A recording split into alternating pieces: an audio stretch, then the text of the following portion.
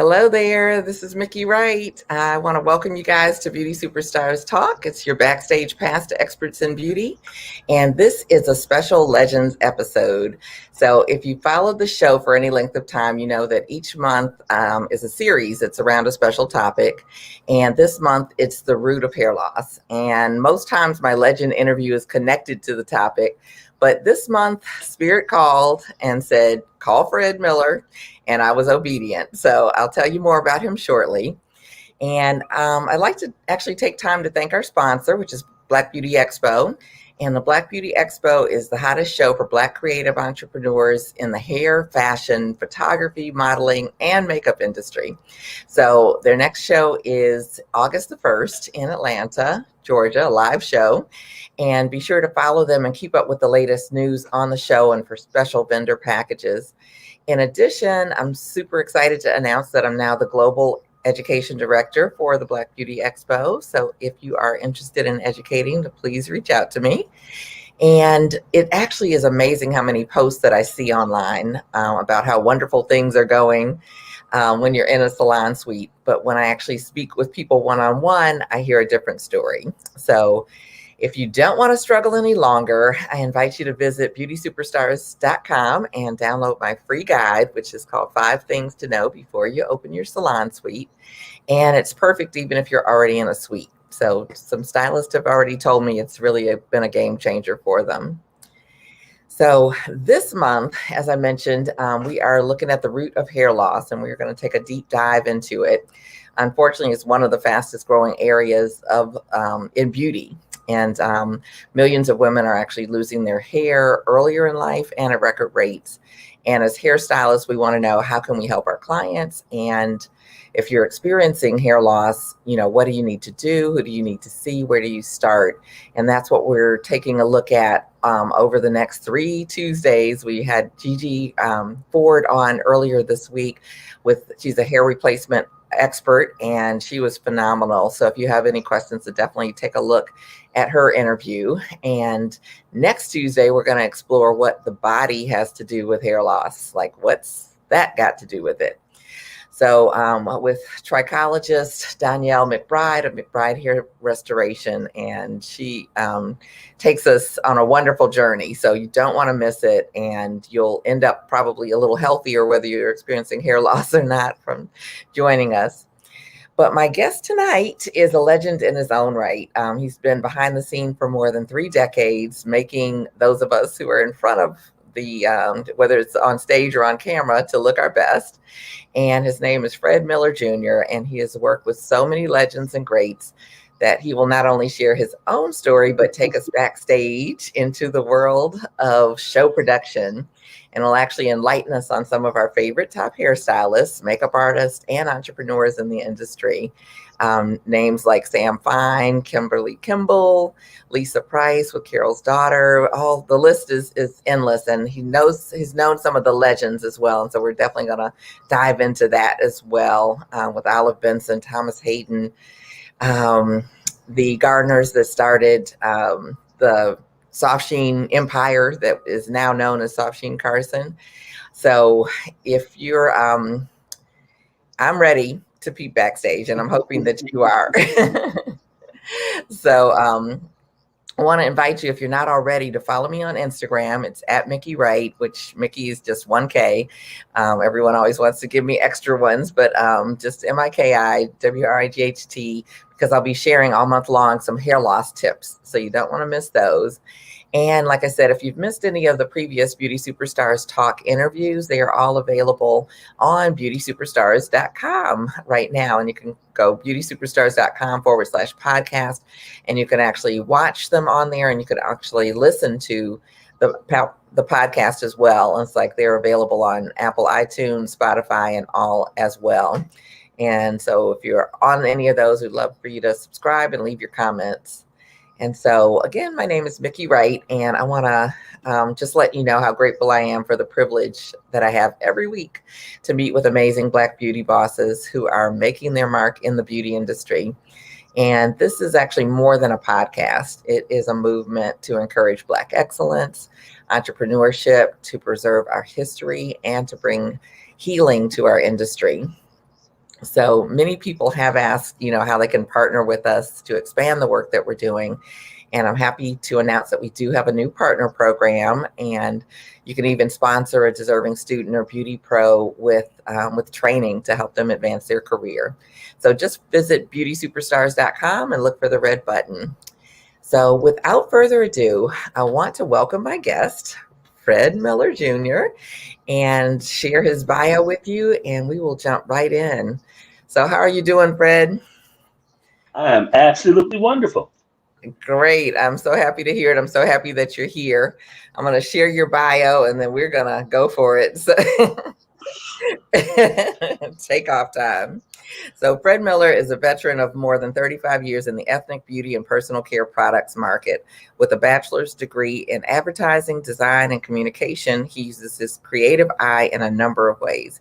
He's a graphic designer, an artist, a photographer, and a producer, as well as a chef. His professional career began in 1984, but his passion for all things beautiful began as a young man trying his hand at oil and acrylic painting, painting murals for daycare centers, and producing fashion shows starring his sisters in his mom's Chicago home years before.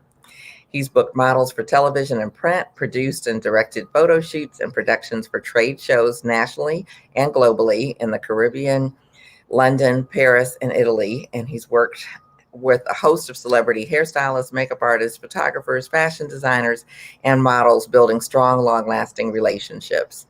He's been honored to have worked with Mazzani, Soft Sheen Carson, Avalon Industries, Wella, L'Oreal USA, Essence Magazine, Fashion Fair, New York Fashion Week, Namaste Labs or Laboratories, Luster Products, Cream of Nature, the Chicago Cosmetologists Association, BioCare Labs, and a bevy of other smaller hair care companies and general non-hair care businesses.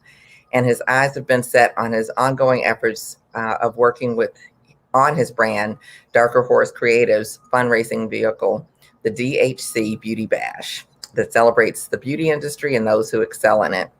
During the recent pandemic, he's made a small pivot into the private chef and catering business, and is also penning a cookbook focused on family recipes.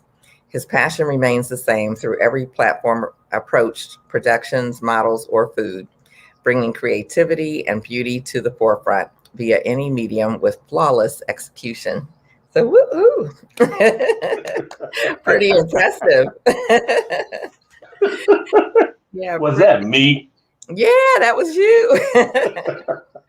Yeah, it's amazing, how much you accomplish and all of the companies that you've worked with, the people that you've worked with, the Mm-hmm. experiences that you've had. So take us back to like the beginning. You said that you were doing fashion shows for your sister, Ooh, was yeah. that Um, the my first? mom, yeah, that was the first, actually kind of the first because my mom was in beauty school. Oh, And, okay.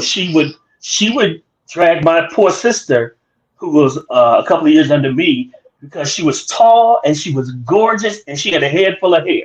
Okay. So I remember when my mother would do like the Midwest show in Mhm. Chicago, and one of the times she did it, she did my sister's hair, somebody did the makeup, somebody made the gown. And I was like, whoa, people make money doing this because there were people coming in and out, and she was a part of a team, and I had seen some of that earlier because um, I think it was Revlon. They had a team called Fire and Ice, Mm. and they were off the chain.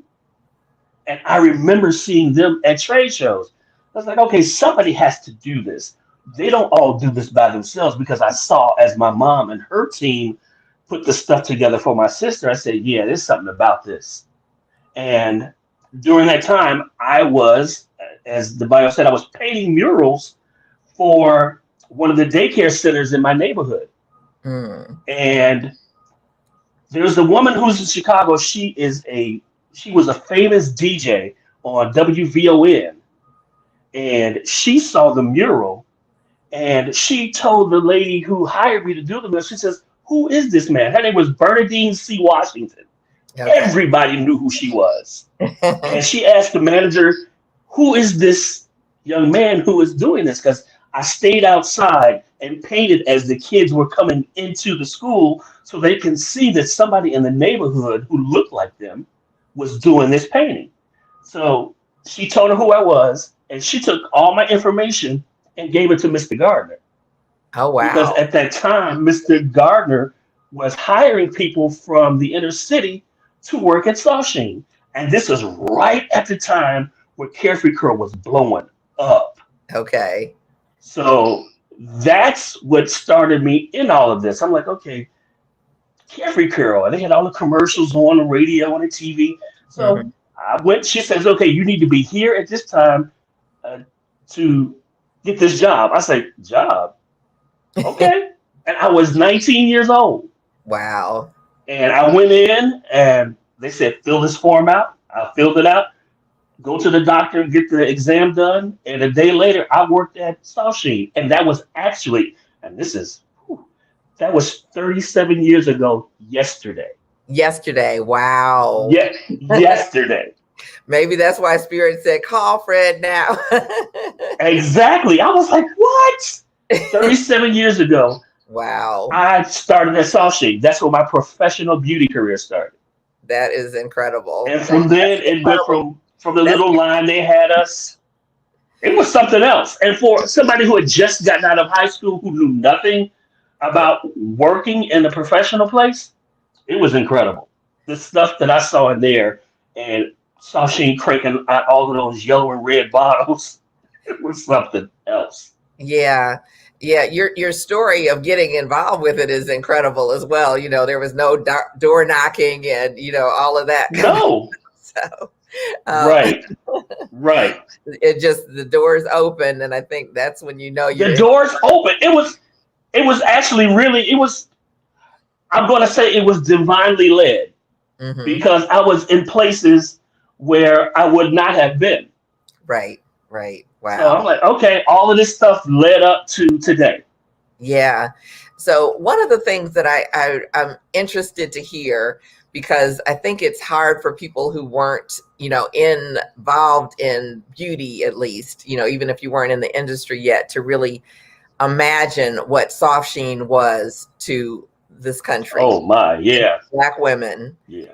not just being in the beauty industry, but the marketing that they did and the women that Everything. they showcased. Tell us, kind of try to take someone who's 20 now, was maybe 19, 20 when you were starting, and tell them what soft sheen was. Soft Sheen was, I say Soft Sheen was my university because Soft Sheen is where I got my master's degree. There were people that I met, women who ran the production line. Actually, there was a young lady. She ran, and I still remember this stuff like it was yesterday. She ran line 1A, and line 1A in Soft Sheen was the line they made Sport and Wave. And there Okay. was a woman over that line. I'm like, oh, okay. And then when you see all the way down the line, Denise Gardner, who was the vice president of marketing, she was a beast. Okay. That marketing department at Sawsheen was nothing nice. They pumped out so much beautiful creatives in the 80s. Like Hmm. if you can remember back all of the Carefree Curl posters when they went to the different seasons, Okay. Yeah. incredible. And Terry Gardner, who was the president of Brainstorm, which was our advertising agency, Okay. she was a photographer as well. So I think about all the Carefree Curl ads, and one of the ads it was like it was snowing. They had like plastic flakes, Oh, and over the shot, they were dropping the plastic flakes to make it look like it was snowing. okay. It was some stuff. It was some Perfection. stuff. So Yeah. it was a wonderful place to learn because everybody was learning at the same time. Okay. Okay. Yeah. And for anyone who doesn't know, it's like Soft Sheen started out as a Black owned company, a couple. Black owned company. Yeah. Tell us, their origin Miriam, as. Edward and Betty Ann Gardner, Hmm. and he was Mr. G and she was Mrs. G. So Okay. they would walk around. Mr. G would go to the production line and go to the production line and start packing boxes. Or they actually worked. They didn't just own the company; they worked. Hmm. So it wasn't odd to see Gardner on the production floor at second shift around 9 o'clock. That Yep. wasn't odd. It wasn't odd for um, all of the kids, Gary, Tracy, Guy, when inventory was running and we had to push the orders out so the customers could get their orders. Everybody went to shipping and worked on the shipping line and packed orders. I Okay. actually have pictures of them on my Facebook page. Wow. So it was a place where everybody worked. Nobody was excluded. Okay. Okay. All hands on deck. Yeah. All hands on deck. And because of that work ethic is why Sashimi blew up the way they did. Hmm. Because everybody worked. Right. Okay. Okay. And they started, from what I understand, kind of the kitchen table type of experience from. In the kitchen with a pot. Okay. And Mr. Gardner selling grease. He Yeah. said he was selling to the different salons Right. because the black women didn't have a product for them.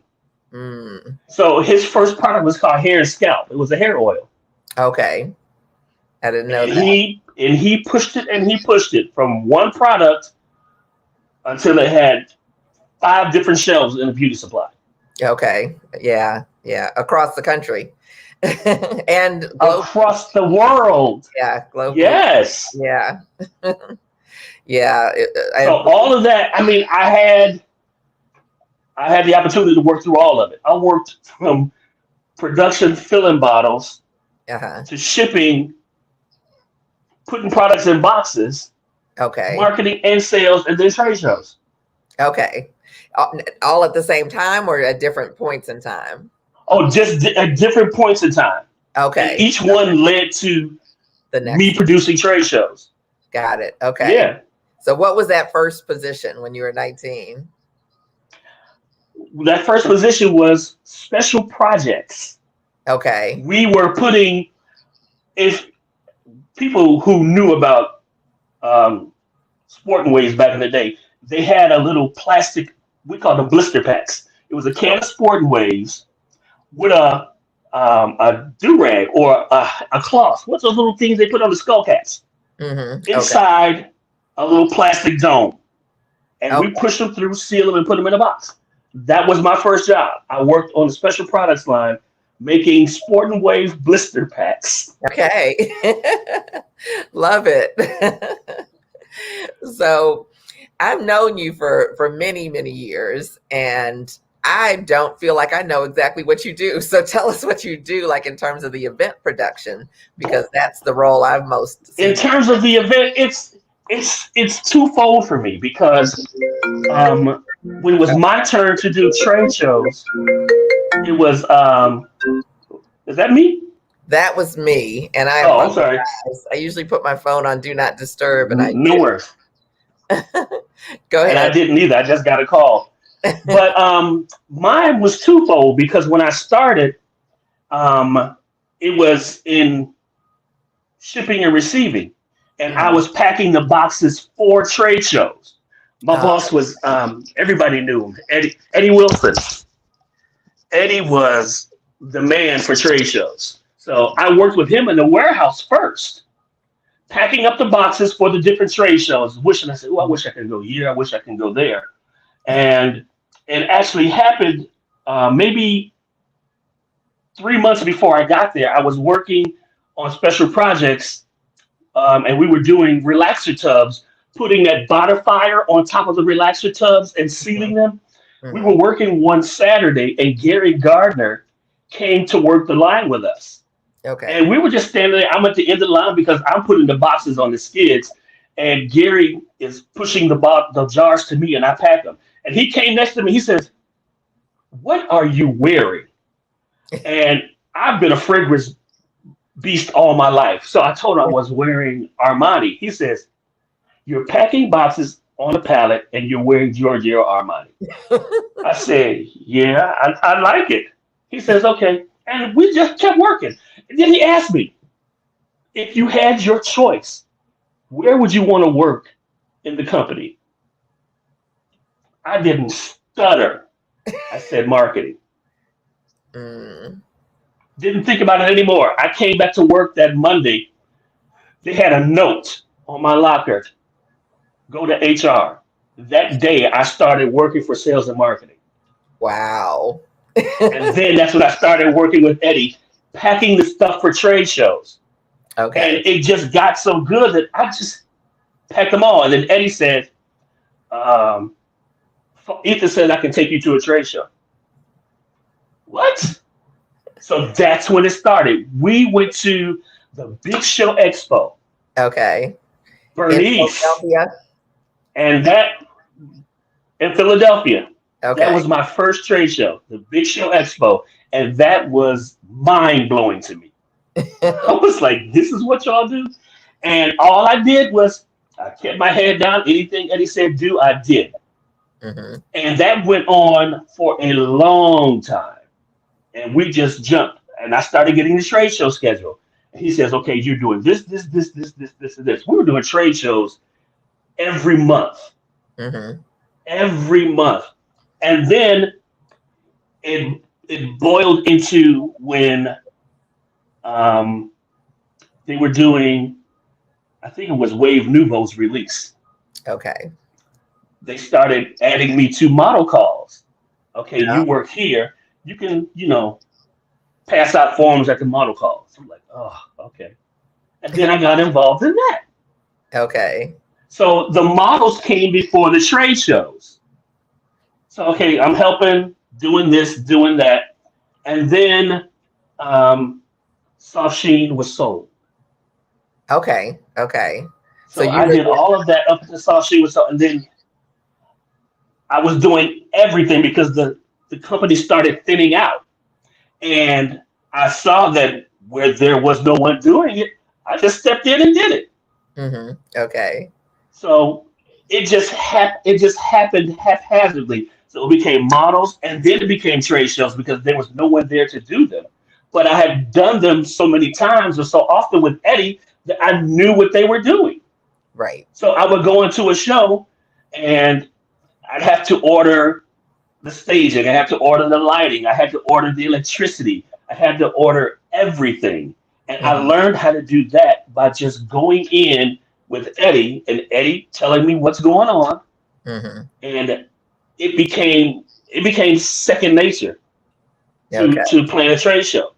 And the more I did it, the better it got. And then you make relationships when you do these different trade shows, and you know that there could be something knocked off in a price or push you up in the line when you're in line to get it to the show, because that's just about the worst thing in the world.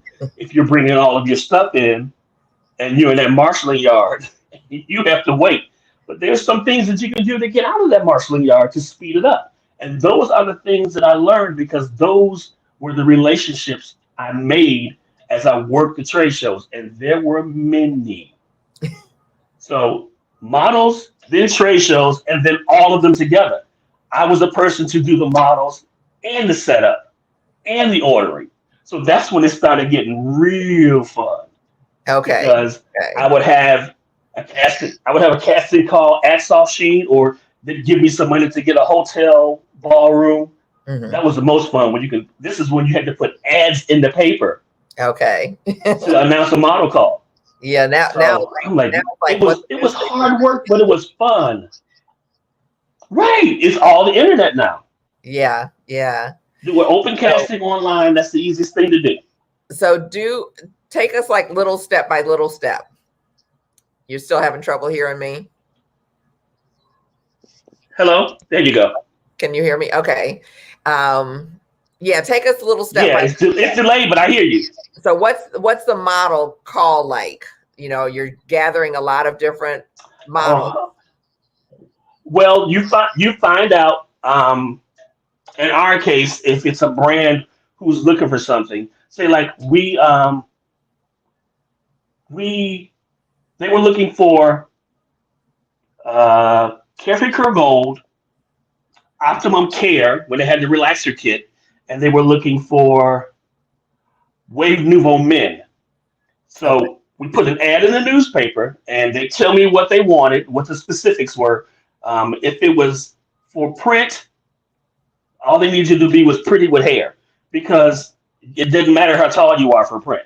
Okay. So we would put the order in the newspaper, and we would set up where we're going to have the actual model call. So back in the day, because Sashing would have so much space, we would have the model calls in the back of the warehouse where I worked. And then, you would get a hairstylist to do hair evaluations. And if it was a show, you have somebody who was a model already who would look at the girls and the guys walk. Mm. And if it was for an agency, the agency person would be there because it's for print work. So we all get those people together. Most of the time, our model calls were on the weekends, on Saturdays when people didn't have to work, Mm-hmm. and put it out there. And every now and then we would get a radio ad. But most of the time, it was word of mouth. And when I tell you these model calls were huge, Mm. we would put signs on the fences all down the road, and we would get 400 models easily. Wow. So we would get those. I remember one we did where we found her name was Kissimmee, gorgeous girl, and everybody saw her, and everybody wanted to grab her in marketing because she was that beautiful. Okay. And they looked at her, looked at her hair, and she became that girl on the Optimum Care relaxer box. Okay. So seeing those things was amazing. Okay. Was amazing that you had a part in something they were going to do. People coming on the posters or people getting put on product boxes and stuff. We had a girl, Sasheen had a brand called, I forget what it was, but she got on the relaxer box. Okay. Her and her boyfriend had a ball because they went out and running and screaming with the box, yelling, showing everybody. I'm like, oh my God. So it was fun to see people get these jobs. Right. Right. It was so amazing. Just watching us, this color, Yeah. get Yeah. some work out there. Yeah. And seeing themselves in the beauty supplies on the shelf. Right. Right. Yeah. Phenomenal. And I know, like, I'm thinking that your next phase was like the trade show part. And it's like, I started, pretty early on as a platform artist, and you show up. Yeah. And I didn't, but you show up. And when I started trade, like I said, everything had its path to something else. Like before I was even part of trade shows is when they would have the tech rehearsals in the warehouse. And that's where I met Olive Benson. Olive would bring all the techs in from across the country, and they would go in and they would have a creative session. And I'm nosy. I'm going to find out what's going on. So I'm looking, and everybody is back, diligently working. And she caught me a couple of times and used me as a guinea pig. okay. So they're sitting there and they're learning roller placement. And Olive was a roller setting queen. Yes. She can make that hair bounce, behave. And I was like, oh, my body bounce and shine. That was hers from Optimum. Okay. And she would get in there and she would have the techs do brick lay and however. And she says, come here, friend. I'm like, oh Lord, what I do? So she would pull up that Diana 2 mannequin with that straight hair. Uh-huh. And she says, wet your mannequin down. And I would wet the mannequin down. I'm not a hairstylist, but she's setting them up using me. Okay. So she shows me how to lay that first roller. Uh-huh. And then she shows me how to lay the second one. And she says, now go where you think the other one should go. And I'm just going, okay. And I'm doing it and I mess one up. So she goes to the class. Now come and show me where it goes. He's not a hairstylist. You are. Mm-hmm. I was like, ooh, Olive was a taskmaster. Okay. So I was like, okay, she wanted it the way she wanted it. Mm-hmm. Mm-hmm. But it was wonderful to see how it built them up. There are techs that worked with her that were so amazing. I'm like, oh my God. Mm-hmm. So I watched all of that. I experienced all of that firsthand. And it makes me think of where the hairstylists are today. I still have hope. Mhm. What are you seeing from your perspective in terms of where hairstylists are today? um, quick money, Mm. quick money. Everybody can style a wig or make a weave.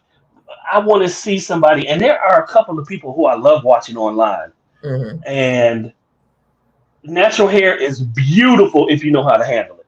Hmm. Relaxed hair is beautiful if you know how to handle it. And a lot of people don't. They want to throw a 27 piece on or a quick weave or a lace front. So I see some lace fronts that look like real hair. The thing about it is, what's under that lace front and how are they taking care of it, or how are you taking care of it? Hmm. That's the thing. Right. So, I mean, even though I'm not a hairstylist, I've seen enough and know enough to know what I know. Okay. And I know that some of this stuff is yeah, Okay. yeah. Yeah. Well, thank you for your I perspective. used to laugh because Charles used to go off on Instagram. Charles He Gregg. would go crazy. He would put up there, I want to see some Charles Gregory. He would get on there and say, I want to see somebody do some real hair. Show me what it looked like under that wig. I said, oh Lord, here you go. Here you go. And I would get off and I would call him. I said, who you after? He said, no, I'm just asking the kids questions. I said, okay. hmm So that's the kind of, and actually Charles was one of the first ones that I worked with. Okay. Because Okay. when before Olive left, he was there, and Okay. then Okay. he was there, and then there was a young lady. What is her name? Oh, I can't say her name. It's been that long. She was the director of education, and Charles was the artistic director, Okay. Okay. and that's when it started getting really good. That's Okay. when Soft Sheen would. That's when they were doing the big shows, but the shows got bigger. Okay. Uh-huh. There Okay. was one Bronner Oh, where we okay. had like Scott Lee says four Linda tiers Galloway. going down. Linda Gazaway. Thank you, Scott. Yeah. Linda Gazaway. Her, ooh. Linda Gazaway wasn't a punk either.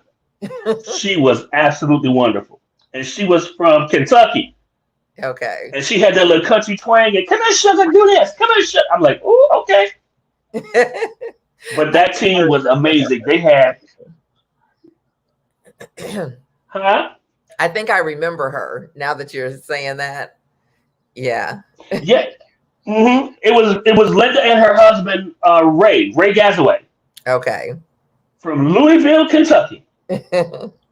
And those shows, and Scott used to work with me at trade shows. Actually, he was doing it before I did, and then he left me by myself. Uh-oh. But yeah, they did like three. They did a three-tier stage. Scott's boss, his name was John Hickman. God bless his soul. He recently passed away, but John was who I learned from when you want to set up a stage, you want to do some marketing for a trade show. John was the man. He Mm. had a vision, and then he was older than both of us, than all of us actually. So John worked with Scott, and I worked with Eddie. So we were the young ones that they Okay. were passing all of this down to. But John would put a show together, and he would theme it with the choreographer and marketing, and they did some crazy stuff, but it was absolutely phenomenal. Hmm. And then the wardrobe, they had real like famous designers doing wardrobe. Okay. So I'm Yeah. like, okay, yeah, this is where I need to be. This is where I want to be. Uh-huh. And I think Dr. they spent so Harris much money in one of those shows. They called it Wonder World. Hey, Dr. Hare. here. He's He here. did a whole. I did a whole bunch with Choreography. him. Uh-huh. From yeah, huh? From he was doing some of the choreography during those times, correct? He did, and then there was John Bentley Taylor from Okay. Gary, Indiana. He passed away. God bless his soul. But John would they would go to Vegas twice a year Uh-huh. to see shows. Uh-huh. And before I did them, they were taking them from movies because they did one for Carefree Curl called Big Spender. Okay. Big Spender's from Sweet Charity. Okay. And the models learned everything from that Bob Fosse dance. Wow. Amazing. That's when Carefree Curl started going out there and whipping butt. Yeah. Yeah. And then it came to like the end of the 80s going into the 90s. And that's when they started getting bigger and more expensive. So much so that I think one of my first Broners, they sent me, I was the last person to leave going to Atlanta, and they called me into accounting and they said, okay, you need to take these checks to Atlanta so we could pay for the show. And I'm Mm-hmm. like, oh, okay. And as she was putting them in the envelopes, one of the checks was $75,000. Mm-hmm. I'm like, I can't, no, I might lose these. And she said, no, you won't. Just keep them, put them in your bag. And when you get there, give them to John. I'm like, oh my God. I had never seen checks that big in my life for a trade show. Right. Right. So I'm like, yeah, that, yeah. Mm-mm-mm-mm-mm. And those trade shows were, they were interesting because we had a city of people working with Softsheen. I mean, they had like maybe 30 models, 35 models, Wow. 20 hairdressers, and then you have the marketing team and the sales team. They were huge. They were like in Bronner now Theater A and Theater B. Mm-hmm. That was ours. Okay. So Both. it took up the whole back half of the where's of Georgia World Congress. Right. Uh-huh. It was unreal. So all of that was school for us. And the more school you got, the better you got. Right. And Yeah. when I started doing them by myself, when everybody had gone away, we were still Soft Sheen, but they hadn't changed the name yet. So they were like, okay, look, we need to do this. We need to do that. And that's what Mazzani came along in 1991. And we did a launch for Mazzani, and it was called Salon 2000. Hmm. And that traveled around for a whole summer. Okay. I remember Reggie and Sammy Featherstone was a stylist from Atlanta. He was fantastic. God rest. All these old school names are the names that I wish that some of these young kids would know. Right. And they need to be added somewhere for them to know. Sammy Featherstone, um, Denise Ned Armstrong. Denise was she created for who was the Clairol. She Oh, created Clairol's colors. okay. And then she came and created Mazzani's colors. I Okay. would sit through her classes when we were doing Salon 2000, and I would just get full and watch her because it was magnificent how she explained it to these hairstylists. And me being an artist, I love color. And she would bring me up and say, okay, look, what is this? And I had to tell her tertiary, primary, secondary. Uh-huh. Her classes were amazing. They Okay. need that kind of stuff now. Yes, So absolutely. yeah, Salon 2000 it was wonderful. And then they added me to the program of Salon 2000 for like decorating retail displays because Mm. I kind of had a kick on that. I got pictures somewhere. I think I put them up in the Sawsheen page. Okay. But they would put me up there, give me some grass and some stuff to decorate with, put some music on it, say, okay, you got 15 minutes to make that look pretty. Okay. And I No, would do that.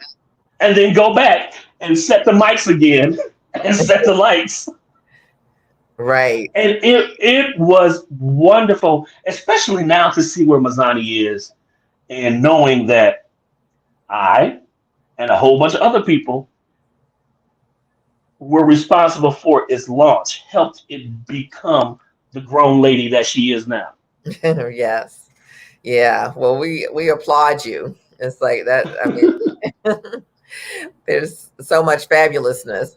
And the thing I was gonna say, Right. I know I'm delayed, but the thing that I was gonna say is like, starting out as a platform artist, it's like basically, we show up. So all Hmm. the stage is already there, the lighting's already there, the all of these things are already there. And I guess in my mind, I never really questioned where they came from. So thank you. Because once we get there, the show is It's on. all done. But Yeah, without it's all of all done. it. Right, right. And it's actually the fun part is getting up to it because I had one boss before a trade show. She would insist on having a full dress rehearsal before one person left Chicago, and this was for Mazzani. Uh-huh. When we started doing shows just for Mazzani, she says, "No, you're not leaving until I see everything. That means music cues, models, clothes, makeup, hair, the entire thing before anybody left to go to that trade show." So I'm like, oh, okay.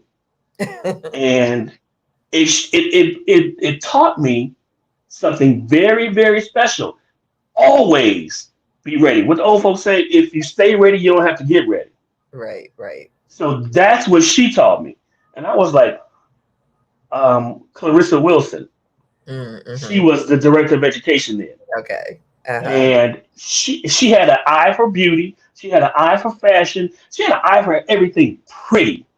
Okay. So if we showed her something, if it didn't meet her standards, ain't happening. If the music didn't kick, ain't happening.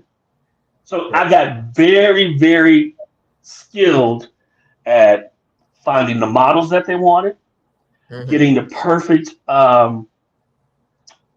fashion stylist that they needed, and Okay. then knowing the music that went with whatever we were going to theme those shows by, because they didn't all happen haphazardly. We had to have a theme for every show, and I Okay. would create a book for everybody involved in the show that told them from scene one to scene two, who the models were, who they roomed with, who their texts were. It Mm. was all on there. So Wow. there was nothing you had to go through with a fine tooth comb before we left, and then I would pass it out to everybody. Like I said, it was a school. It was Yeah. a school. Every now and then, we'd have a couple who, didn't want to do right, and because I don't do confrontations, I just took your ticket and tore it up. Okay. And I find you somebody else. Every woman I know wanted to model. Everybody thought they were a model. Mm. So that wasn't hard to find a replacement. Right, right. Yeah. So yeah, those shows actually taught something. Yes. Yeah. Absolutely. And you have to I'm seeing everybody coming in. Hello everybody. It's like I'm super excited. Oh, I don't see anybody. You don't see them? Okay. So let's pop back here. So Ralph Ochoa is here. So he's Hey, Ralph. hello, Ralph. And Dr. Hare, Dr. Hare had to tune in. Oh, that's my buddy. Yeah. I got some stories for you for him. Uh-oh. That's the part we're waiting on, right? And Yes, I can give you some funny stuff now. We would do shows all over the world. We went to Jamaica one year, and Mr. Chin was the big beauty supply owner, uh-huh. and he would bring Soft Sheen to Jamaica for, I guess, his company sale meeting. And Mr. Chin was huge. He was an Asian Jamaican, Okay. and he did a show, and their platforms are different than what we use in the states. So they had to build our stage, and they put like a 30-foot black backdrop behind this stage, and we were doing something. I think it was a Carefree Girl scene. And Reggie, I'm sorry, I'm telling this. And Reggie is the voice of all voices when it came to trade shows. If his voice didn't bring you to Saul Sheen's booth, then you had to be deaf. Okay. So Reggie was commentating on the stage, and the lights went out, Mm. and all we heard was a thump thump thump thump thump. Reggie's commentating, and he has to keep a crowd. And when the lights went out, he stepped back and fell off the stage. Oh my gosh. He wasn't hurt, Good. but the fact that he disappeared, and it actually happened again with another hairstylist. We were at Bronner Brothers, and Reggie had gotten ill that afternoon. So another hairstylist, figured she can take Reggie's place while he's not feeling well. And there was a men scene, and it was called Men. Everything that Reggie had did that day had disappeared because she had a like really grainy voice, and she would say men's. No, it's not men's, it's men. And she's walking down the stairs, and this is when we had that tri-level stage, and it Okay. was tall and it was long. She was on the back step, and she stepped back. She tumbled off. Oh my God. I hollered so bad because when she fell off, we heard ah.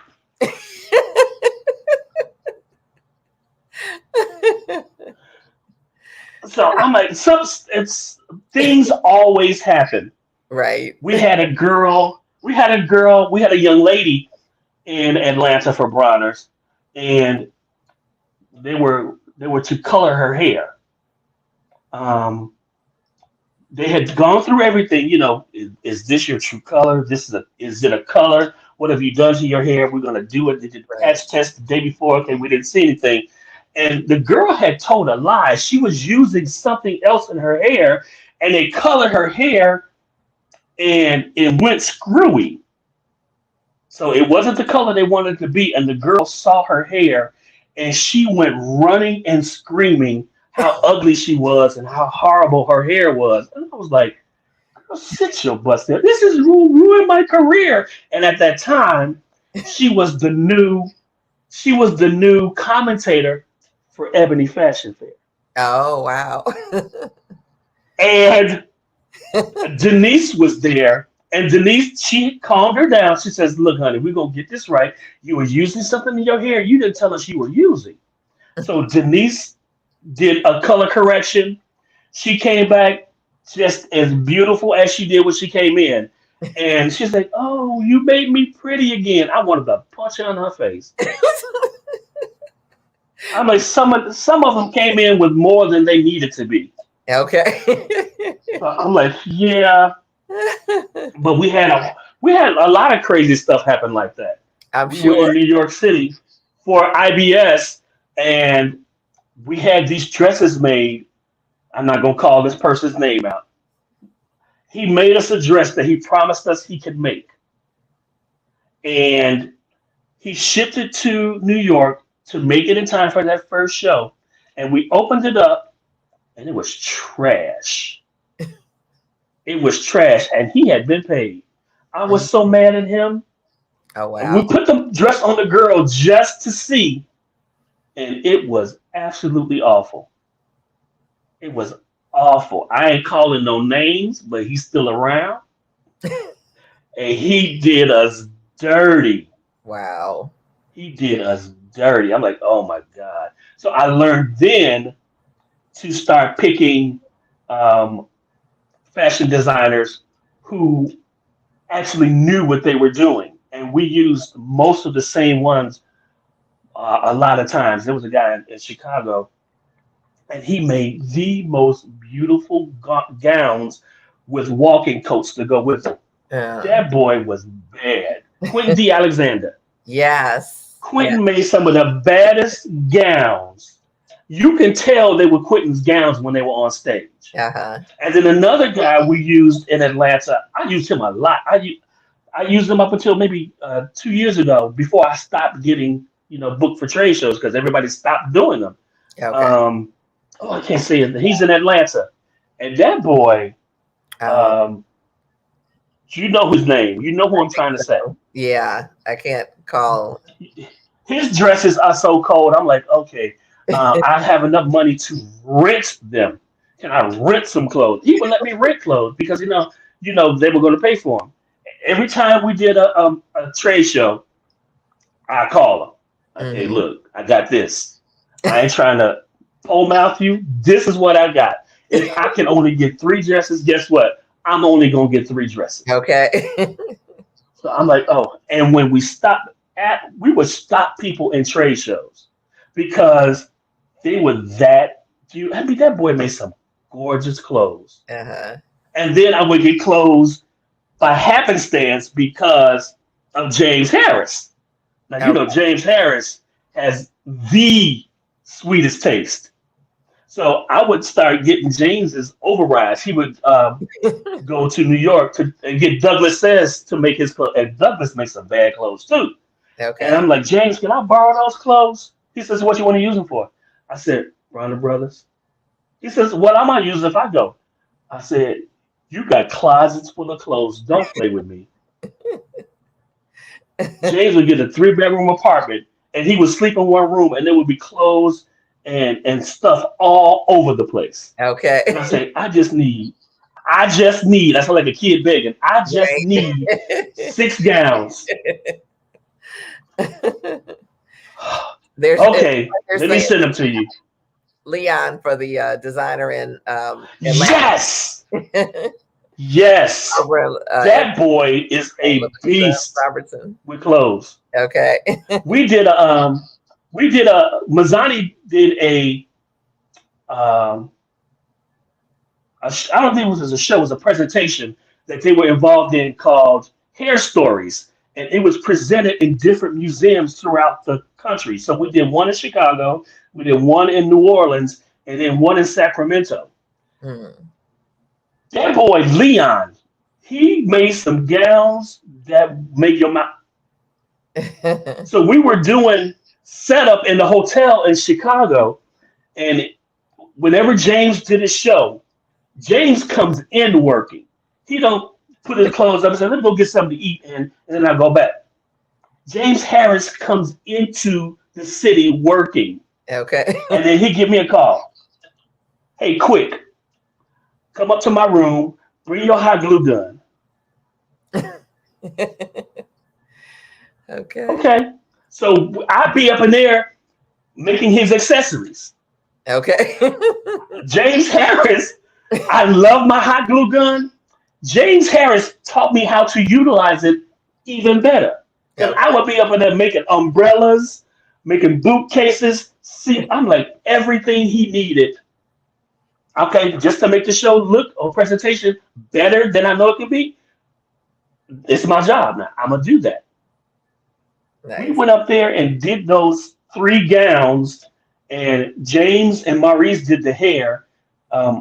Trafina Johnson did the makeup. We came through that lobby with those 3 models looking like extraterrestrial gorgeous. And I actually have video of this white woman like this, watching us walk out the door. And I have my video camera, and as they walked out the door, I put it on her. And she says, whoa. And we walked down Wabash Avenue in Uh, Chicago in the winter to the museum that was down the street. Off the chain. That James Harris, I tell anybody, ain't no joke. If you want it done and he would tell me before I got close with him, he says, there's one thing that I know. I said, what's that? He said, it's couture. And that means one of a kind, honey. I was like, oh my God. I said, he was the person to learn from. I'm mhm. like, I had the opportunity to work with some of the baddest hairstylists and makeup artists. And I would laugh because we would egg Reggie on at a trade show. And okay, look, Reggie, you combing out today, right? You combing out today. I don't know. That's what the rest of them are for. I said, Reggie, you have to comb out. So we make sure we get ready. We give Reggie the baddest model, and we egg his butt up, and he would get up there. We actually have a picture of him in Puerto Rico. We give him this gorgeous girl with his hair down here. I said, Reggie, you've got to comb her out. You have to comb her out. So we hit the music, and Reggie up there doing his thing like he does. No microphone, because we said no. You combing some hair today. Reggie took that poor girl, and he pushed her, and he brushed her, and he brushed her, and he slammed that hair down. I was like, oh, he into it now. And you could tell when Reggie get hot. And he flipped that hair up, and he steps back the way he does. I said, yeah, it don't get no better than that. Right. It don't get no better than that. So I get amazed every time I think about stuff like that, because like earlier in the pandemic when everybody was at home watching Netflix, Okay. I went and I dug in my boxes of trade show movies. Oh, wow. And I had them on VHS. So I set my camera up in front of the television and I played some of the trade shows that we all went to. And we were all just in awe of what we used to do for about 3 days, because I ran out in 3 days because I just kept playing and playing. I said, okay, people got to do work and people got to do this. I can't just keep them on TV watching all of these videos. But we were watching old trade show videos 3 days straight. Wow. Of all of the fantastic stuff that they've all done. Phenomenal. Mm-hmm. Phenomenal. Wow. It's like, those are some good stories, just hearing the experiences, traveling all over the world, and so. And no sleeping. And no sleep. Mm-hmm. Yes. Barbara Edmonds says new stylists need to see those. So we've got. Yeah, they certainly do. Yeah. They certainly do. That's my heart right there. I fell in love with her when she used to do the Proud Lady show, the barber section. Uh-huh. Bad. Yeah. And then she became my other mother when I was working with Namaste. Because Reggie would keep the seasoned hairstylist so the other ones can see. And Miss Barbara, we put her on stage and said, look, you got to show him, mama. And she got up there and she clowned. So, yeah, younger stylists can learn from her, too. Like her daughter, Tracy is a beat. Her daughter, Tracy, right, ain't no punk. Tracy, that's Edward Scissorhands right there. That's Miss Flatiron. Right. Tracy can flat iron a head of hair in about 10 minutes. Okay. Yep. Both of them. Like, oh my goodness. Oh, both of them bad. And what the fun thing about all of this is, they would say, oh, I remember the good old days. It's good to reminisce about the good old days, but the thing about that is what you did, so you have to show everybody else or share with everybody else what you did. That's why I appreciate hairstylists who have been back there, who are actually showing the younger people what to do. Because if you keep all of that knowledge to yourself, what's going to happen? Nothing. Right. Nobody will know what you did. Nobody will know. So you have to share it. And I love hairstylists who actually share what they've learned. Because we would all get together and there was always a mandatory meeting, as with every company. When you get to a trade show, they're going to lay the law down. Mm-hmm. This is what the show is going to be about. And this is what we're going to do. And then they, put the models with the text and get everything ready that night. Most of the companies that I worked with, because, with the exception of like the retail stuff, but the professional hair shows were the ones where they all knew what to do and how to do it. And they all stuck together. And the techs who were working in this one scene, they would go off on their section and do their thing. That was the coolest thing to see, how they all worked together and just presented all this beauty and all this glamour on stage. And that's what got me. Yeah. I can set a stage up, but I love to see the finished product. I'm the puzzle puller. I can put everything together and present it, but they had to actually present it all. And we would fuss, we would fight because you missed your cue, you didn't do that. Baby, we would get into some heated discussions, but it was all good once that show hit. Once that show was over, all done. And it was like the bosses who came through. We did Bronner Brothers one year. I had 35 models. Mm. We had a men's scene for Mazzani, Carefree Curl, Optimum, and Mazzani. And those shows, we did Men in Black that year. Oh, And I had a thing for Erte, the artist, and my Mazzani models were live Erte models.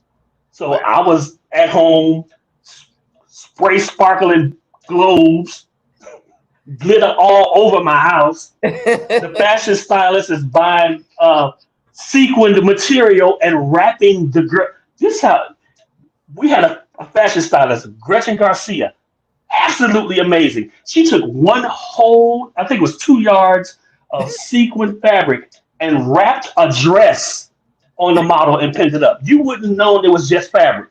Okay. So that kind of stuff happened. And when these shows came on, this is when, you had the audience, in Bronner Brothers, you had to keep the music low or they would turn you off. We start real high just to bring everybody in and then turn it back down. And we start with the baddest scene, which was Mazzani. Those Mazzani girls, they owned, when we were doing shows with just me, they owned Bronner Brothers. Every time we did a scene with Mazzani, I hired a professional choreographer. His name was John Camus, a white boy. And he took those girls.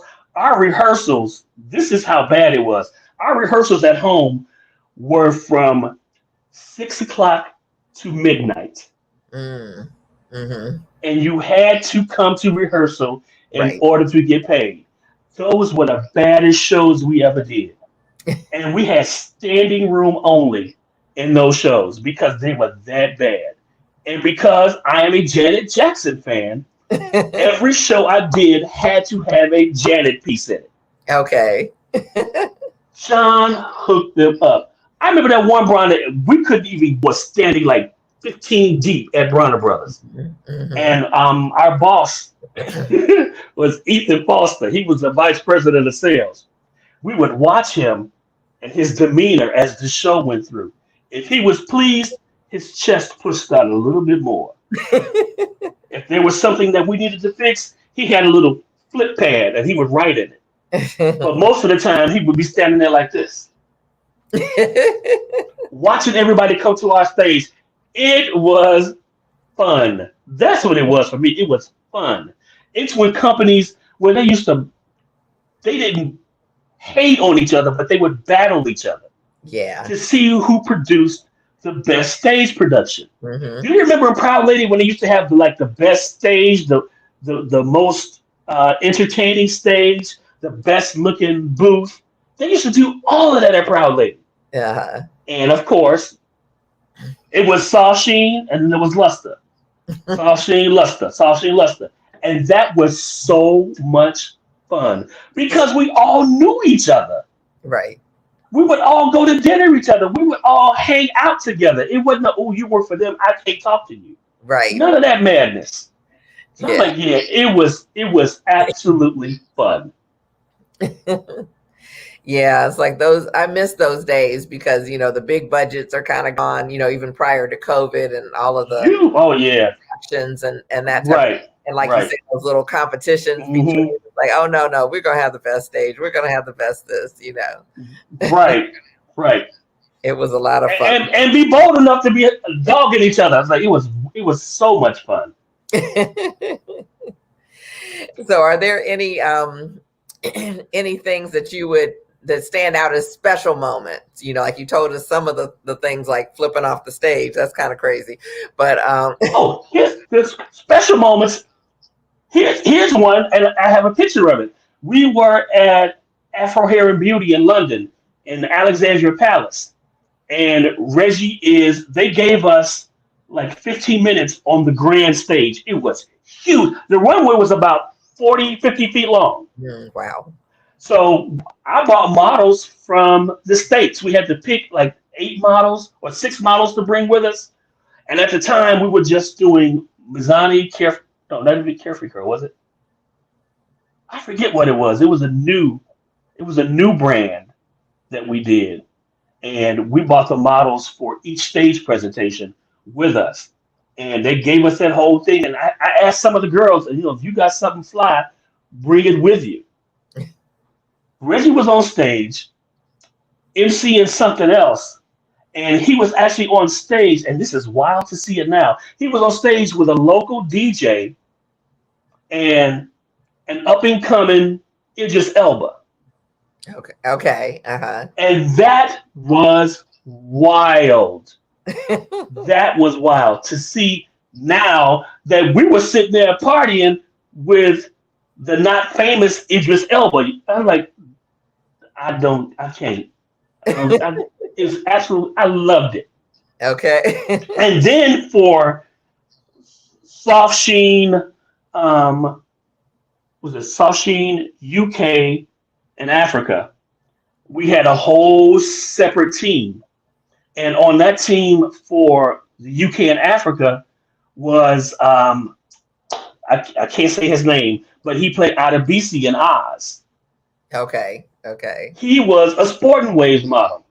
Oh, wow. And then Barry, Barry, as he has an online radio program in London, Barry was Sporting Waves. And in England, in London, they had those cool, high-ass, crazy cuts and would blow them away when they went to Africa. Absolutely amazing. Wow. I'm like, okay, another reason to love what I do. There's a trip every year in the middle of May to go to London Okay. and show out. Okay. Nice. So I'm like, all that stuff happened. All of that stuff happens. And then it wasn't even trade shows. Soft Sheen did everything. And it's mostly Soft Sheen for me because I was with Soft Sheen for 20 years. Wow. And Okay. then I started working with everybody else because they knew what I had done before. We did Soft Sheen sponsored goo gobs of concerts. So this is one of the tales that nobody knows about some of these people. Soft Sheen sponsored a couple of concerts with In Vogue and a male singer, and Anita Baker and a male singer, the same male singer. Okay. He didn't like nobody. Uh-huh. We had to, and if Denise Scott is over here, Denise Scott, no. We had to put a barrier between where he walked to go to the stage and where they walked to go to the stage. Okay. And he insisted upon it. I said, that's shady and not nice. Okay. And I'm like, that don't make no sense. A little And extra. I can say this, God rest his soul. God rest his soul. Okay. He was so not nice to them. And I don't think Anita minded as much because I think she was new, but she had the hot music on the radio at times. And she was about to shoot all of the Optimum Care ads because she had been hired already. Oh, okay. Uh-huh. So I don't know what bug he had up his rear end, but he didn't like none of it. Okay. I'm like, oh my God. Wow. And then jump to, what is this? Maybe like 2009. I was with Carol's daughter in Macy's on State Street. And I see this lady walking by me, and she stopped. She was asking me, where can I find some coffee? And I looked. I said, follow me. So I drug her through Macy's to Starbucks. And I said, what do you want? She ordered it. And I said, okay. And I told the person at Starbucks, I said, I'll get you later. She said, oh, no, I can pay for it, baby. I said, I got it. Come with me. We'll go back. And she says, that was so sweet. I said, you're welcome, Miss Baker. Okay. She said, you know who I am? I said, I know you anywhere. And then I told her the story of remembering about the concert. And she had actually done Gary Gardner's 40th birthday party. Oh, wow. Okay. So they rented out something, and Anita was the special performance for Gary. And that was off the chain. So I'm like, whatever you need. And actually, I gave you that picture when she was in the store. She said, "Okay, let's take a picture," Okay. and we took the picture. I'm like, Nice. okay, that's one of those things that happens. She says, "Oh, that was so nice. You didn't bug me." I said, "Why would I bug you? You're trying to get you some coffee." And she was shopping with her son for school Yeah, because he went okay. to school in Chicago. I was like, Okay. yeah, all that crazy kind of stuff comes up. I remember a lot of cool stuff happened in Bronner Brothers because the Bronner Brothers love to have celebrities in the Yeah. show. Right. That's when I met Dick Gregory. Mm-hmm. Dick Gregory was talking to a couple of people, and his buddy said, "Let's go to lunch." And he says, "Fred, you come and go to lunch with us." And I had lunch with Dick Gregory. I said, Okay. he was funny as hell. I'm like, okay, it was cool stuff happening. I'm like, he said, yeah, we got to teach the youngest. This one of my youngest, he works for Namaste because I was with Namaste then because I Okay. started doing all of their shows once Mazzani had cut everybody off. Mm-hmm. So I did shows for Reggie. Namaste for about 7 years, Wow. and Reggie is like James Harris. James Harris, he gave me carte blanche when I did shows for James Harris. He said, just don't fuck it up. I'm like, okay. And Reggie did the same thing. He said, don't mess it up. I said, I'm not here to mess it up. I'm here to make all of y'all look good. And that was all I needed to do. Yep. I didn't worry about nothing. They gave me the budget, what I needed to spend, what I needed to stay under, and I stayed under the budget so I wouldn't get in trouble. Right. See? Yep. You're amazing, Fred. And that's when Absolutely. you start using your relationships, trying to keep those budgets down. Yes. Yep. I remember you telling us about the relationships earlier. Okay. Uh-huh. I'm like, Yep. okay, y'all don't need $1,500 to put that pallet over there. Okay. You know you don't need that. I'm like, oh, okay. There was one lady, she was so sweet, and she loved Chicago. So you got to do what you got to do. I Yeah. brought her popcorn from Garrett's every time I Oh. went to Bronner Brothers. Every time I went to Bronner Brothers, she loved that popcorn. Right. So, okay, look here. Here's a little popcorn. It wasn't much, but it was that you thought of them when you were coming. And Right. they were the first people you see when you get to the trade show because ain't nobody there but the Right. people who work for the design company. Right. So those are the people you have to make the relationships with. Absolutely. I'm like, okay, look, I just need this. I need this to happen, and I can't be charged for it. Okay. Or the other part is when you do the general market show, the one in Florida, they think when you hire those people, they think you're dumb. And I Oh, okay. actually had to, let one of the lighting guys know. I know about that too. Okay. When I say I need a full wash on the stage, and I need 85% wash on the outside, and Legos down the center at 100%, and you turn up the lights and it's different colors. No, sir, that's not what I asked you for. I Right. said I need Legos. Those are not Legos. Those are Parkans. I know a Parkan from a Lego. Hmm. And you will walk away. That's going to be overtime. No, it's not because I told you what I wanted and you didn't give me what I wanted. If Okay. I get charged overtime, then I will be speaking to whoever the owner of your company is, Right. and I'll get it for free. So Right. yeah, we had a lot of that going on, especially in Florida and Mm. New York, where the gangsters were. Okay. So New York New York. You can't do nothing because Well, they charge you to move a box. I want to pause you for a minute because there may be somebody watching who Uh is huh. Oh, did I go over? no, you're fine. I just want to ask you if there's someone Oh, watching who's like excited, like that might be something I'm interested in getting into the production end of it, some of the marketing and that type of thing. oh, What yeah. advice would you give them? Hmm. What would you suggest as far as getting started? Don't try to be the. I would suggest don't try being the boss if you have the opportunity. Everybody who gets in, James Harris told me something years ago. He says everybody wants to be instead of becoming.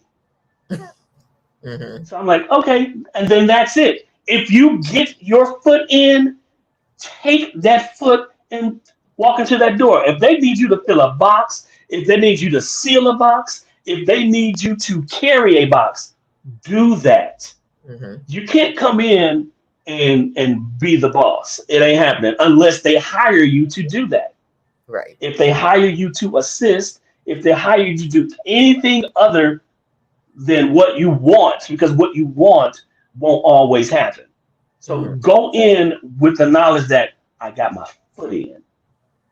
Mm-hmm. That's it. Get your foot in and then work it out and then make the connections and then make the relationships. And I swear to you that it will build upon that. Everything happens like that. Right. Right. Beautiful. Beautiful advice. And let's see here. There are a few folks that I'd just love for you to just tell us anything about. Kind of, you were saying like, a lot of the folks that have come through the ranks are gold. But there's some folks now that are doing phenomenal things. And I know that some of them, Lisa Price, Oh, Sam yeah. Fine, Kimberly Oh, that's Kimball, my heart and my joy. Lisa. Kimberly is so cool. And actually, I've never worked with Kimberly. Okay. I Okay. know her from the trade shows, and you meet people in trade Right. shows. And I actually worked with somebody who was doing work for Kimberly.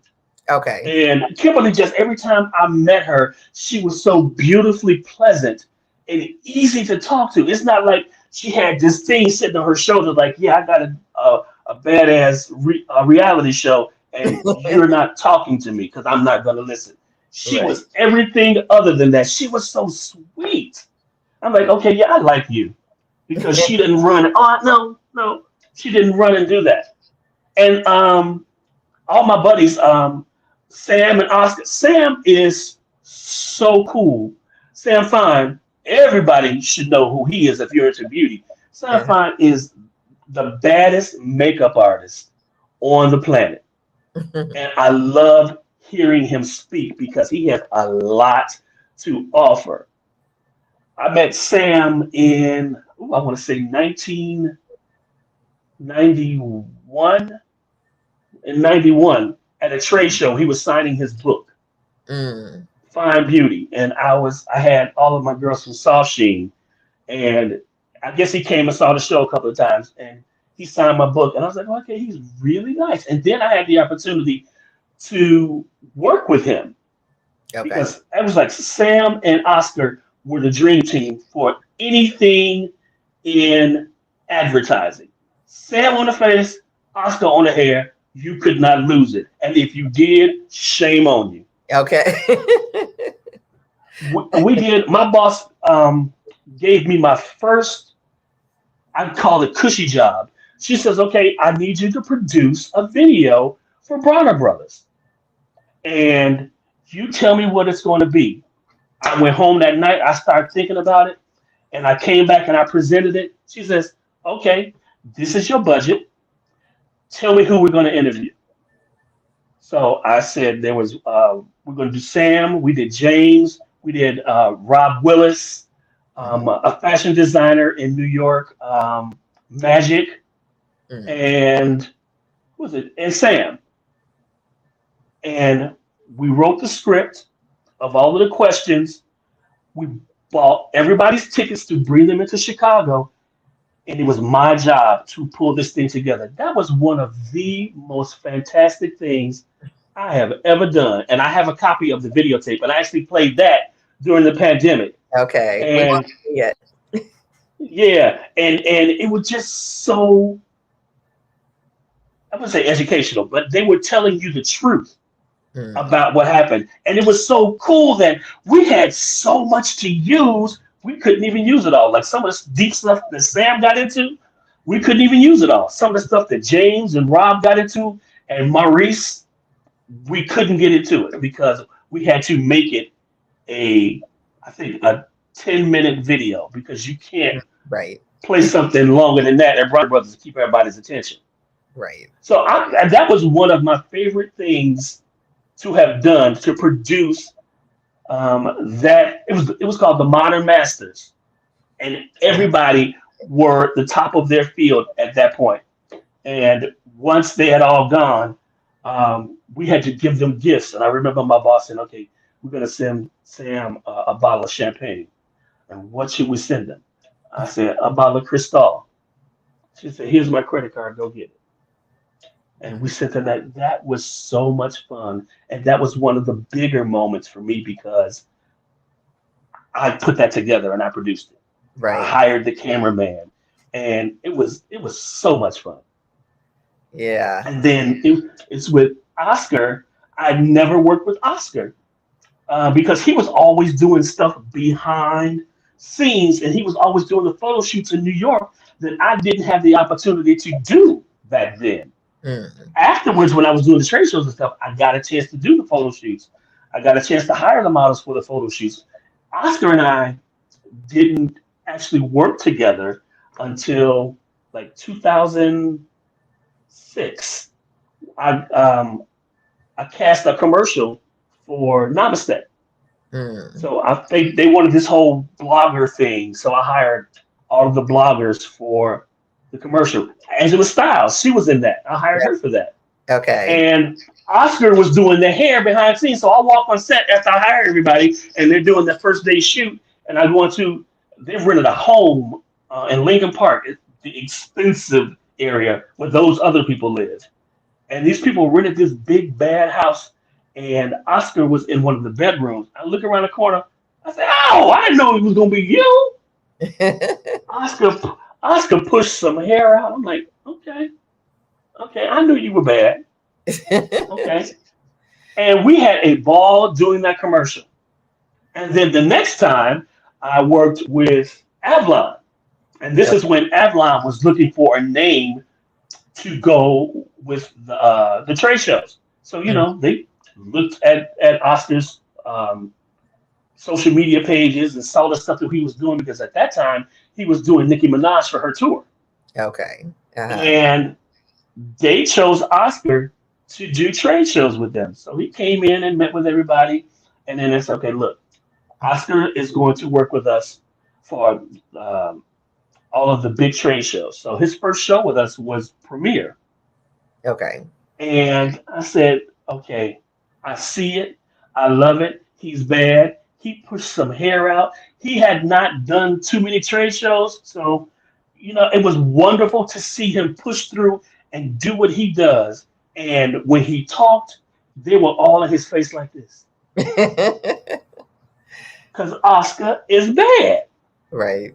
So I'm like, all of these things add up. And then because they became close enough for me to call, here's my number, this is my number, because I had this passion to help hairstylists, we created this thing called the Beauty Bash.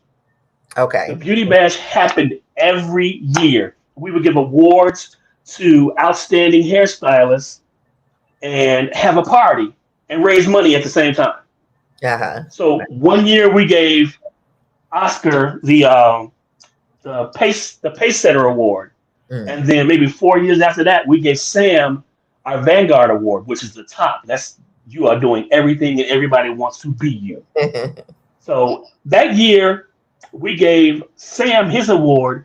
We also gave Lisa Price her award and the Bronner brothers their awards. Okay. So it was wonderful. Lisa has to be the sweetest human being on the face of this earth. I worked with her in Chicago at Macy's with Carol's daughter and met her a couple of times. And once we actually had real conversation, I saw how cool she was. And what sealed it is, little drum roll, she's a fan of Prince like I am. Uh-oh. So we would have, no, for real. No, I'm serious. If you follow Lisa, Lisa loves Prince. I love Prince. I'm like, okay, I would stand in a line 5 hours to wait for a show for him, and I have done it. Okay. I will fly to another country to see him. I have done it. But when she would come, we would have these live events, and we would get a DJ, and I would tell the DJ, slip some Prince in. And to see Lisa clown when some Prince music came on, I said, yep, that's my girl. That is my girl. And before that, I think they hired me one time to be like, I don't say producer, but I handled the music for their national sales meeting.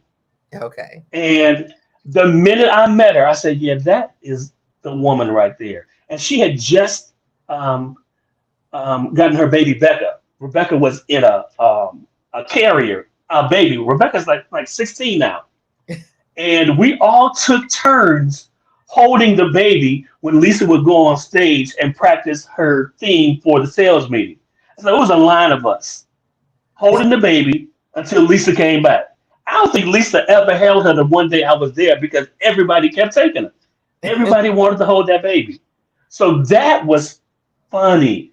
From that point, being hired, coming to Brooklyn just to do their national sales meeting, up until I was working the store and the new vice president came in who is cool as all get out.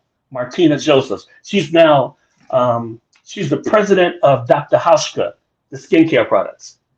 Okay. And MJ was cool as MJ said, okay, look, we're getting ready to do Bronnas. I was like, I need to do Bronnas with y'all. She says, okay.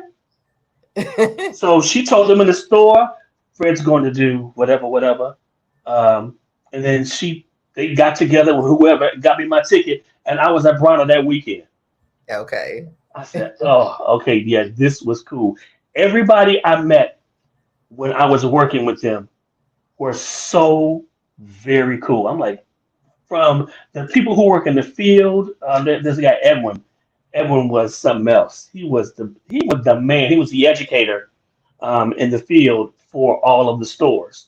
Mm-hmm. And then Martina and Lisa and a couple other people. But that trade show was amazing. Amazing. And Lisa had done Bronner Brothers before, and she sat there like, okay, let's just make it do what it do. And that was fun. So it seems like I got a chance to work with a lot of them.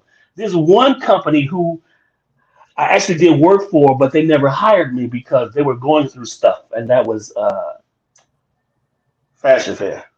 Okay. Uh-huh. They had potential, but they blew that company up from the inside out. It imploded. And there were so many wonderful things because you know what I was aiming for? I was aiming for that show to come back. And every time I talked to somebody in that company, I wanted to do the Ebony Fashion Fair showcase. I said, that has to come back. That was phenomenal. And at one point, one of my old bosses that I worked with, she became the vice president of marketing. Okay. And I tried to get it done through her.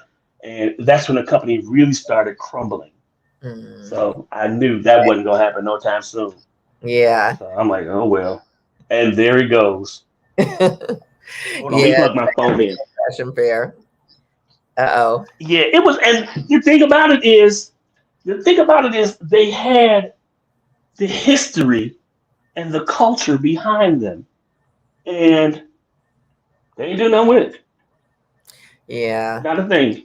Well, it's like we are short on our time. Uh-oh, you're flipping all over the place. I know, I dropped my phone. Oh, no. There we go. We're good. Okay. Yeah. It's like we need to start to wrap it up. We're I'll wrap it up. enjoying all the stories and everything. And I don't want to close out. There's a couple of things I would just want to touch on at least before we go. So one is Shop Talk Magazine. And yes. Which I know that's a big topic, but it's like, tell us, kind of the buzz for people who don't know or don't remember. Shop Talk was a magazine that I loved. and it was founded by Mrs. Betty Ann Gardner. So that was Mrs. Gardner's baby. Okay. So she would put it out because just like her husband, she cared about what was happening to the professional hairstylists Mhm. and that they weren't being pushed into and presented into those the general market magazines like Modern Salon and all of those other ones. So she created that for the black stylist, everything for the black stylist, and that magazine was hot. Yes. They had some of the baddest covers and some of the best information inside, and it was just it was a place for me to go to see how everything was done. Like I said, I'm nosy and I want to see how stuff works. Right. So I would go to Shop Talk like every other day and have lunch there and talk to the producers and the vice presidents and the people that laid the magazine out. And interesting stuff. We would actually have to take the magazines, we would pack them and take them to the trade shows and set their booth up. So Shop Talk was before its time, and it ended far too soon. It should still be around. Yes. Yeah, absolutely. Yeah, it was phenomenal. It was kind of like life changing because it's like everything you could see. Yeah, because you got a cover. I actually had two, but yes. See? Yeah, I have to talk about that. It's like my 1 year anniversary for Beauty Superstar Mhm. Talk is coming up soon. So I'm planning to do something where Oh, I'll be interviewed. So I can share some of the see? stories and stuff behind. Yeah. Yeah, but yeah, it was, I mean, way before I had a cover, it was just like, you couldn't wait for it to come in the mail and, you'd go through it and Hmm. you got to see what people were doing all across the country, across the world, and the Uh-huh. hairstyles, the photos, like the quality of it was, Yeah. it was just first class, It phenomenal. was top notch. Yeah. Yeah. And it was kind of like a little bit of a Bible. And it's like almost, you want to say like the only thing we Hmm. but it was like this. It was so You would find that one magazine in every black salon. Every, and I'm not joking, every black salon. absolutely. That's all there was Hmm. at the time. That's all there was. Right. And then they had the cartoon in there, the hair salon Right. thing, so that would keep you going. Hmm. It's like, well, what are they saying next time? So yeah, that was great. So thank you for sharing that with us. And I want to, before we Oh, close, it's like you kind of made a pivot and with your career, and oh we are yeah. enjoying savoring it over the internet. So tell us about what you're up to. Oh, thank you so much. Well, I cooked all my life. I cooked for my entire family, and then during the pandemic, I started finding out about my family, my dad's family, my mom's family, my father's family. Actually traced our roots to 1840. Wow. So we have pictures and all of that. And the other side, my mom's family is just word of mouth. They shared stuff. They shared stories. So I found out about how my mother's mother, who had 10 kids, she was a cook for the Mm, white folk in the suburb. And then okay. she would come home and cook for 10 kids and then cook for neighbors. So she Okay. would cater to her neighbors. Okay. And then I'm like, okay, there needs to be something I can do with that. So I started cooking. And actually, one of my first catering jobs was in November of 2019. And I had planned to make that switch. I said, look, this lady loves my food. Everybody else loves my food. So I'm going to make this a switch, a pivot. I'm going to make this is my side hustle from now on Okay. because I still will take a trade show if you got the money. I ain't going to do it for $2. Right. But so I decided to, develop and do my thing with Fred's Kitchen and then with a seasoning company that I want called Legacy Seasonings. Okay. So I'm doing both. Right now, Fred's Kitchen is taking the most part out of me because I have to write these recipes and transcribe them from I have bad handwriting. So I put them all in longhand. So I test every meal I put in that cookbook. So I have tastings like every other week. So everything I put out my tasting, I put in my cookbook. So that's what I've been doing now. So I can go out there, publish this cookbook, do my pop-ups, do everything. It's endless what I can do with this. So Fred's Kitchen 312 on Instagram, on YouTube, and soon to be LinkedIn. All right. We love it. And wish I was in Chicago to come to some of those tastings. Mickey, I would feed you. And I would eat. See, look, it's like I said now. Eric is trying to get to Chicago to come Okay. to my tasting for next week, which is Jamaican food. Right. Yeah. That's awesome. Well, your career has been absolutely incredible. It's like we are so grateful to have you share all of that and just all of the experiences that you've I've had. been blessed. Absolutely. Absolutely. And we love where you're going now. So the world is starting to open back up. So maybe we'll have some trade shows to Yes. see you at, in the future. I'm praying so because I miss trade shows. I really miss trade shows. Yeah. There's something special about, just the interactions and being with people. So we'll hopefully be out on the road at some point, and hopefully I'll be out on the road at some point. Hopefully so. Yes. Yeah. And so I don't want a virtual trade show.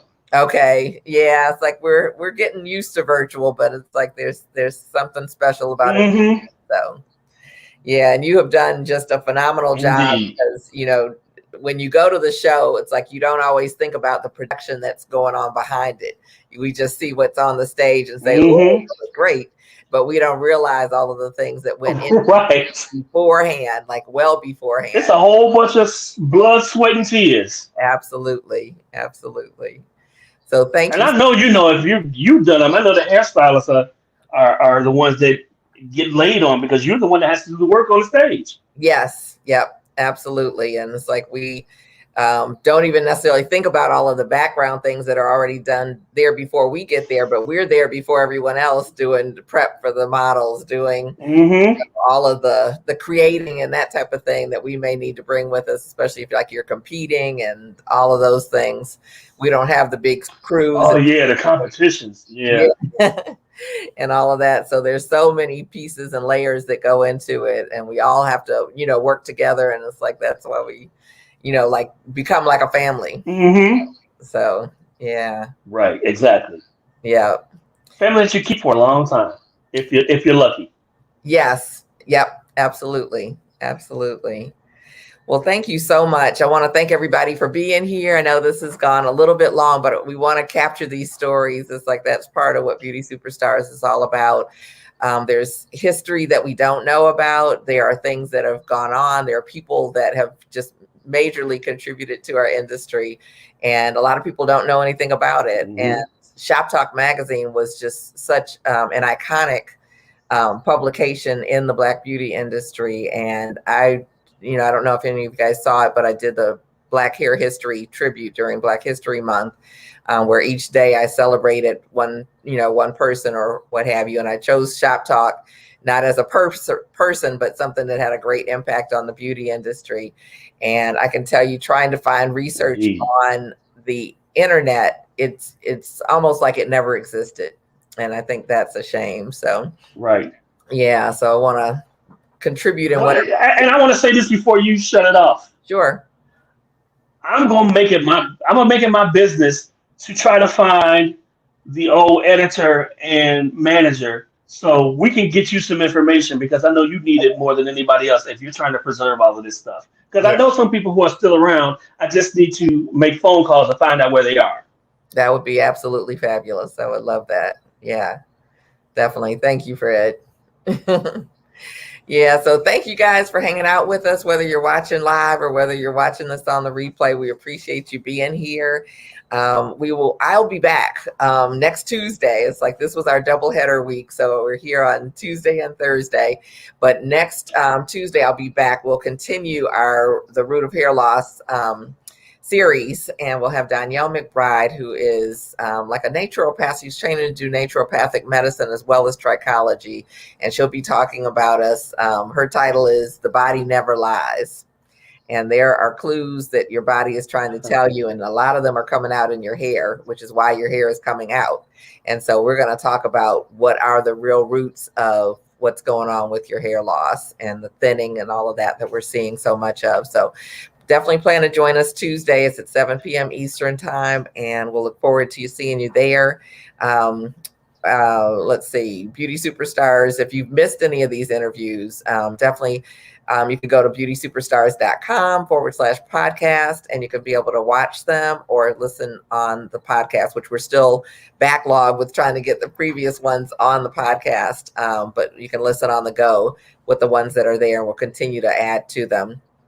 And you're in a salon suite or thinking about it, and really, I just want to say, don't forget to get the guide. It's a free guide that I created to help salon suites, people who are in them, to be successful and really reach their goals.